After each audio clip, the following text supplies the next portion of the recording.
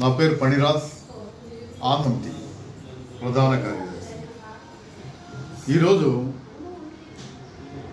ఈ press meet పెట్టడం అనేది నిజంగా ఒక బాధాకరమైన విషయం.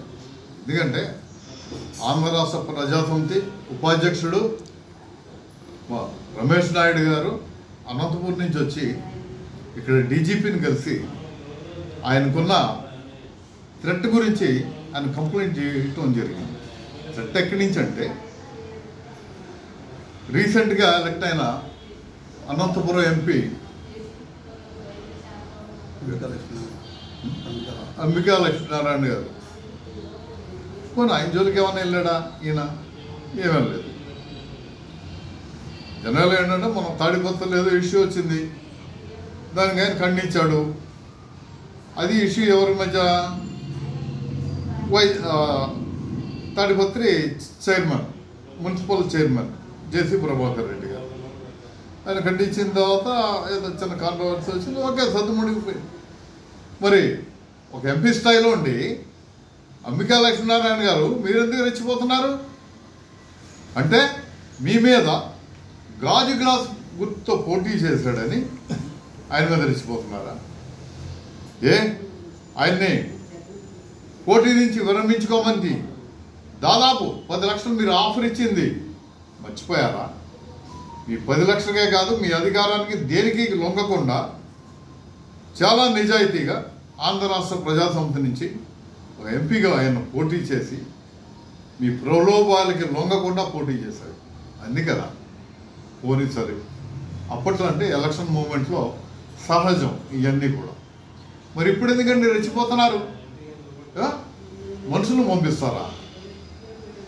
ఆయన మీద కక్ష సాధింపు ఇప్పుడు చేసేది?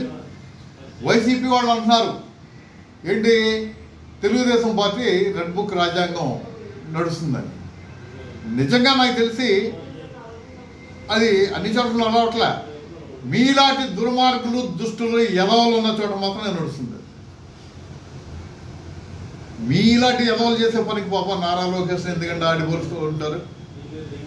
ఆయనే రెడ్ బుక్ ఇలా చేయమని మీకేం చెప్పలేదే, మీరెందుకు చేస్తున్నారు అంటున్నా. అంబికా లక్ష్మీనారాయణ గారు, హెచ్చరిస్తున్నాం మిమ్మల్ని. ఆంధ్ర రాష్ట్ర ప్రజాసమితి ఉన్నదే మీరు చేసే అరాచకాలని, దౌర్జన్యాలని ప్రశ్నించడానికి. చక్కగా వెళ్ళి ప్రత్యేక హోదా మీద పోరాడి ఆంధ్రప్రదేశ్ రాష్ట్ర అభివృద్ధి కోసం పాటుపడకుండా ఎందుకయా నీకు పర్సనల్ ఇది చేస్తావు నువ్వు? తప్పు కదా. ఎప్పటికైనా మారండి. ఒక అంబికా లక్ష్మీనారాయణకే కాదు, ఎవరైనా సరే ఆంధ్ర రాష్ట్ర ప్రజాసమితి కార్యకర్తల జోలికి కానీ నాయకుల జోలికి కానీ వస్తే తాట తీస్తాం. తాట తీసంటే మా పవన్ కళ్యాణ్ గారు చెప్తూ ఉంటారు తాట తీస్తామని. అంటే మేము ఫిజికల్ దాడులు కాదు, తాట తీయటం అంటే మీ రాజకీయ భవిష్యత్తు లేకుండా చేస్తామని ఆఖరిసారిగా హెచ్చరిస్తున్నాను.